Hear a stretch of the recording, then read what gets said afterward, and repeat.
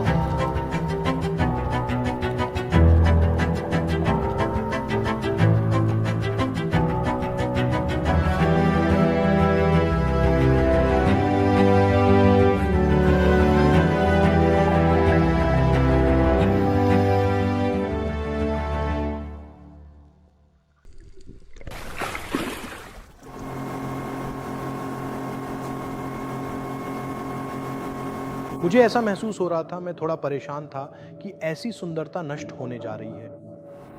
मुझे लगा और भी ज्यादा लोगों को इसका अनुभव करना चाहिए। मुझे नहीं लगता कि लोग समझते हैं, और निश्चित रूप से सरकार तो बिल्कुल नहीं समझती। एक बार यह चला गया तो आप इसे वापस नहीं ला पाएंगे।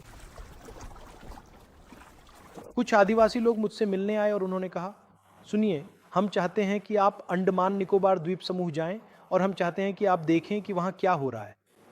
पर्यावरणीय क्षति जो अंडमान और निकोबार द्वीप समूह में हो रही है।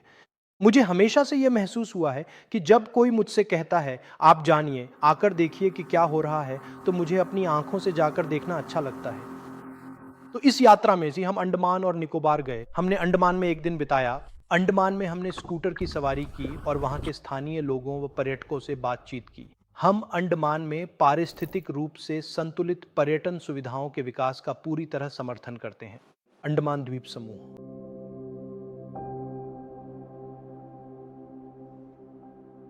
तो मैं निकोबार द्वीप समूह गया, और अगर आप समझना चाहें तो हम आयोनेस बार्स पर उतरे और उन्होंने कहा, सुनिए, हम इस परियोजना की साइट पर जाने वाले हैं। कल्पना कीजिए कि आप सबसे शुद्ध जंगल में 40 मिनट तक सीधा कार चला रहे हैं। यही आकार है उस परियोजना का जिसे वे बना रहे हैं। अब योजना क्या है? योजना यह है कि आप इन हजारों हजार पेड़ों को काटें और उन्हें अवैध रूप से बाहर भेज दें, और आप इससे अरबों खरबों डॉलर कमाते हैं, और आप उस पैसे का इस्तेमाल अपने होटल, अपने कैसीनो और अपनी छोटी रियल एस्टेट योजनाओं के लिए करते हैं। यही सब चल रहा है। 161 वर्ग किलोमीटर, कृपया इसे समझिए।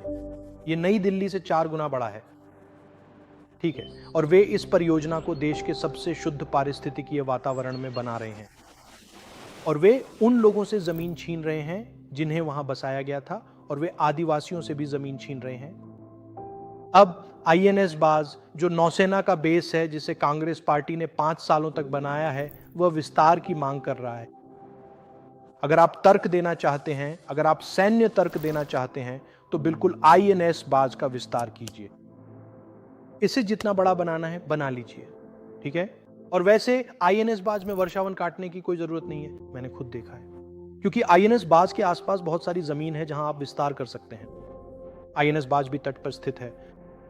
मुद्दा यह है कि वे मदद करना चाहते हैं श्रीमान अडानी की, और ये अपराधी नौसेना सेनाओं के पीछे छुपकर भारतीय जमीन चुराने की कोशिश कर रहे हैं। यही हो रहा है। वे कह रहे हैं कि वे एक बंदरगाह बनाना चाहते हैं, एक ट्रांजिट शिपमेंट पोर्ट। ये शुरू से ही असंभव है, क्योंकि वे पहले से ही केरल में, जो मुख्य भूमि पर है, एक बंदरगाह बना रहे हैं। तो ये पहला झूठ है। दूसरी बात, कृपया मुझे समझाइए, हमारे देश की रक्षा में होटलों और विश्राम गृहों का क्या योगदान है? इनका आपस में क्या संबंध है? दूसरा झूठ जो वे बोल रहे हैं वह यह है कि इस जंगल में प्रति हेक्टेयर 145 पेड़ हैं, जो पूरी तरह से झूठ है। इस जंगल में कुछ मीटर में ही 145 पेड़ हैं, न कि कुछ हेक्टेयर में। समस्या यह है कि आप 1.5 करोड़ पेड़ चुराना चाहते हैं, जिनमें से हर एक की कीमत 3 लाख रुपए है, और अपने छोटे से रियल एस्टेट खेल को फंड करना चाहते हैं। यही असली समस्या है। तो मुझे भारत की रक्षा की यह बकवास मत सुनाइए।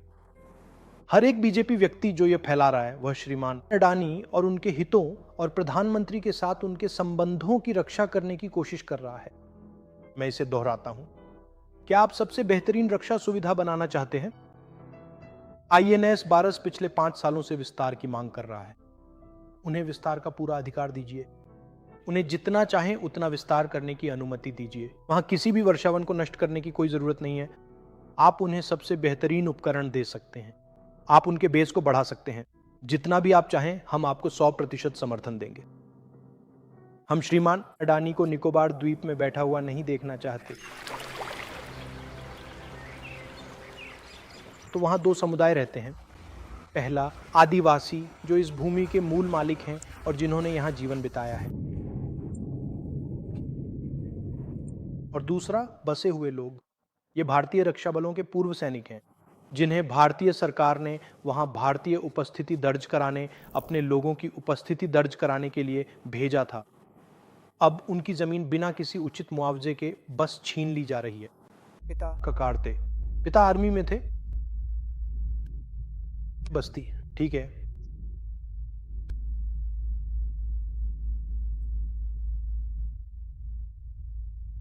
मां कातिका।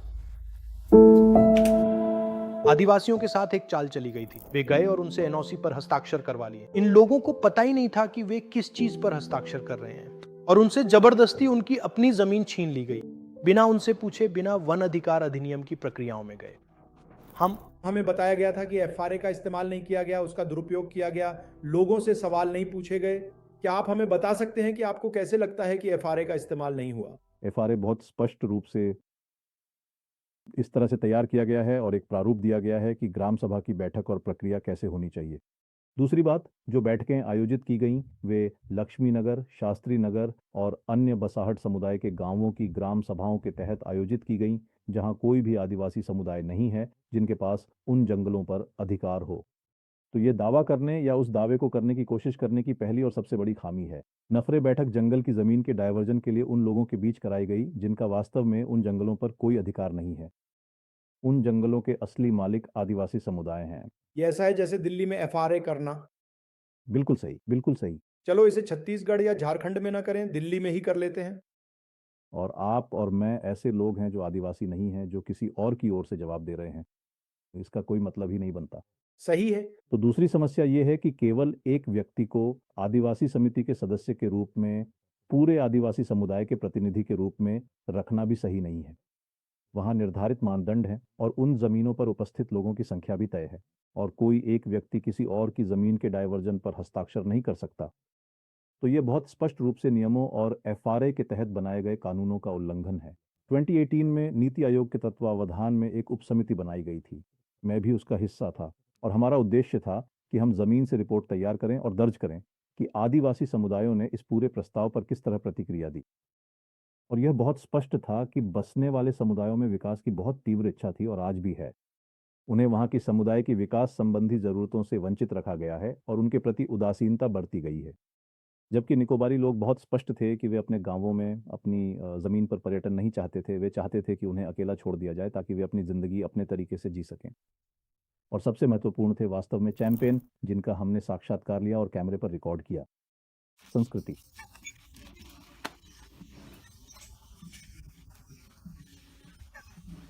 आप इस जंगल की किस प्रकार से साफ सफाई करते हैं? एक लकड़ी से। एक लकड़ी से? हाँ, एक लकड़ी से। तो वो कहते हैं गैदन, अगर आप जंगल को साफ करना चाहते हैं तो यही करो, जंगल के पास ही करो। हम पहाड़ों पर नहीं चढ़ते, हम पेड़ों पर नहीं चढ़ते। महिलाएं और पुरुष दोनों, वीडियो में केवल एक पुरुष है जिसे सार्वजनिक नहीं किया गया है, लेकिन बूढ़ी महिला और पुरुष दोनों कहते हैं कृपया हमारे जंगल में मत आओ, ये हमारे जंगल है जहाँ हम अपने बच्चों को खाना खिलाते हैं। और उस आवाज़ को संबंधित लोगों ने न तो माना है और न ही सुना है। हमें कोरल की तबाही के बारे में थोड़ा बताइए। और आप जानते हैं ये विचार कि अचानक उन्होंने कह दिया कि कोरल मौजूद ही नहीं है। मेरा मतलब है, मुझे कोरल का एक पुराना नक्शा दिखाया गया था और फिर एक नया नक्शा जिसमें अचानक कोई कोरल नहीं था। ये सच है कि अगर आप 2020 और 2021 के बीच उस नक्शे की तुलना करें तो कोरल गायब हो गए हैं, जो निश्चित रूप से गंभीर चिंता का विषय है। एक और दिलचस्प बात यह है कि ये रीफ्स फ्रिंजिंग रीफ्स हैं। तो आधिकारिक दस्तावेजों में जहां उन्होंने नक्शा बदला है, उन्होंने इन रीफ्स को एटोल रीफ्स भी कहा है, जो कि सच नहीं है। ये सभी फ्रिंजिंग रीफ्स हैं। ये 1 फीट जितनी कम गहराई से बढ़ना शुरू होती है और 25 मीटर तक नीचे जाती हैं। और ये निश्चित रूप से उन क्षेत्रों में बढ़ती हैं जहां इन्हें धूप की जरूरत होती है, क्योंकि ये जीव, इन्हें प्रकाश संश्लेषण की आवश्यकता होती है। इसलिए ये 25 मीटर तक नीचे जाती हैं। तो ये हर जगह पाई जाती है। और निश्चित रूप से अगर किसी प्रस्तावित परियोजना को आगे बढ़ाया जाता है, तो निश्चित रूप से कोरल को नष्ट किया जाएगा? एक और बात यह है कि शायद कोरल अनुसूची के अंतर्गत आते हैं। भारतीय वन्य जीव संरक्षण अधिनियम की अनुसूची 1 के तहत, जिसका मतलब है कि उन्हें सबसे उच्च स्तर की कानूनी सुरक्षा दी गई है। जितनी सख्त सुरक्षा बाघ को मिलती है, उतनी ही। इसलिए एक कोरल को मारना उतना ही दंडनीय अपराध है जितना कि बाघों के लिए होता है। और ये एक ऐसी बात है जिसके बारे में बात नहीं की जाती। तो निकोबार के कोरल को नष्ट करना ऐसा है जैसे आप भारत में सैकड़ों बाघों को मार रहे हो। ये बिल्कुल वैसा ही है। भारत के लिए एक बहुत ही मूल्यवान संसाधन, जैविक संसाधन को मिटा देना, और यह मूल रूप से किसी परियोजना के प्रकार को नष्ट करने के समान है। कोरल निश्चित रूप से कई तरह के संबंधित जीवों को घर प्रदान करते हैं। तो ये भी एक ऐसी बात है जिसे ध्यान में रखना चाहिए। और इनमें से कुछ प्रजातियां स्थानिक हैं, वे कहीं और नहीं पाई जाती। तो बहुत सारी संबंधित जीव जंतुओं की प्रजातियां भी हैं जो इससे प्रभावित होंगी। और एक और बात जो मैं उल्लेख करना चाहता हूं, वह यह है कि जब हम कोरल रीफ्स की बात करते हैं, तो निश्चित रूप से वे आवास प्रदान करते हैं, मछलियों की विविधता को बढ़ाते हैं। ये सब तो है ही, लेकिन वे बहुत सारा कार्बन भी संचित करते हैं। तो वे बड़े कार्बन सिंक हैं। इसलिए इस दृष्टिकोण से भी वे बहुत महत्वपूर्ण हैं। तो यह सिर्फ जैव विविधता या उनकी भव्यता ही नहीं है, बल्कि उनका पारिस्थितिकीय महत्व भी है। आप जानते हैं, जब भी कोई मेरे पास आता है और कहता है अरे मैं छुट्टियों में समुद्र या समुद्र तट पर गया था, तो मैं हमेशा उन्हें कहता हूं कि नहीं नहीं नहीं, आपने असल में समुद्र देखा ही नहीं है। आप जानते हैं, और मैं ऐसा इसलिए कहता हूं क्योंकि जब मैं लगभग 16 साल का था तो मैं अंडमान निकोबार द्वीप समूह गया था, और पहली बार मैंने ऐसा समुद्र देखा था जैसा मैंने पहले कभी नहीं देखा था। पूरी तरह से नीला, साफ, पारदर्शी पानी। आप नीचे देख सकते थे, आप जानते हैं, 50, 60, 70 फीट नीचे तक, और आप समुद्र की तलहटी देख सकते थे। कई वर्षों तक मेरे लिए वही समुद्र था। हम बैरन द्वीप पर डाइविंग के लिए गए थे, जो बिल्कुल शानदार अनुभव था।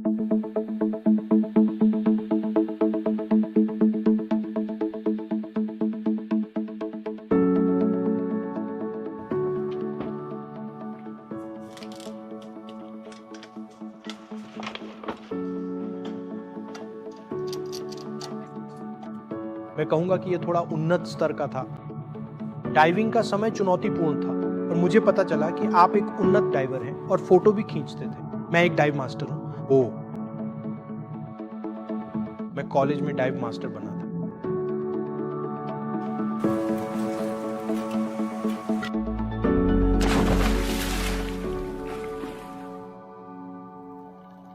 मुझे डाइविंग करना 2-3 कारणों से बहुत पसंद था। एक तो यह तकनीकी है। अगर आप एक अनुभवी डाइवर हैं तो आप आमतौर पर किनारे पर डाइविंग करते हैं। आप वहां डाइविंग कर रहे होते हैं जहां जोखिम होता है। मुझे इसका यही पहलू पसंद है। ये किसी और ग्रह जैसा है। मछलियां अपनी ही दुनिया में व्यस्त रहती हैं। हर एक की अपनी छोटी सी दुनिया होती है। वे एक दूसरे से लड़ रही होती हैं, वे एक दूसरे से भाग रही होती हैं, वे दोस्ताना भी होती हैं। तो ये एक बिल्कुल अलग ब्रह्मांड है। ये एक खूबसूरत ब्रह्मांड है। असल में लगभग हर कोई जिसने इसे अपनी आंखों से देखा है वह इसका दीवाना हो जाता है। तो मेरे लिए तैराकी या डाइविंग या फ्री डाइविंग अपनी जड़ों की ओर लौटना और अपनी जड़ों में सहज होना है। मैं जंगलों, जानवरों या वनों के बारे में भी ऐसे ही सोचता हूं। ये कोई ऐसी चीज नहीं है जो हमसे अलग हो। ये हमारे ही हिस्से की बात है। आप जानते हैं, मैंने ये बात आदिवासियों से सीखी है। एक दिन मैं कुछ आदिवासी लोगों से बात कर रहा था और मैंने उनसे पूछा, आप लोग इतना परेशान क्यों हो जाते हैं जब पेड़ काटे जाते हैं? और उनमें से एक आदिवासी महिला ने मुझसे कहा, आप समझते नहीं हैं, लेकिन जब वे पेड़ काटते हैं तो ऐसा लगता है जैसे वे हमें ही काट रहे हैं। ऐसा लगता है जैसे वे मेरा अपना पेट काट रहे हैं, और वास्तव में यही सच्चाई है। क्योंकि लोग ये नहीं समझते कि जब आप पेड़ काटते हैं, जब आप जानवरों को मारते हैं, तो असल में आप खुद को ही काट रहे होते हैं। और हो सकता है कि आपको इसके परिणाम तुरंत न दिखें, लेकिन आप इसके परिणाम 10 साल, 15 साल, 20 साल बाद जरूर देखेंगे। निश्चित रूप से आपके बच्चे और उनके बच्चे इन परिणामों को देखेंगे। साथ ही बात यह है कि हमारी दर्शन शास्त्र में पश्चिमी दर्शन शास्त्र के विपरीत आप समुद्र को सुन सकते हैं, आप समुद्र से बात कर सकते हैं। पश्चिमी दर्शन शास्त्र में समुद्र कुछ ऐसा है जिसका शोषण किया जाए, जिसका उपयोग किया जाए, जिसे जीत लिया जाए। हमारे दर्शन में आप ही समुद्र हैं।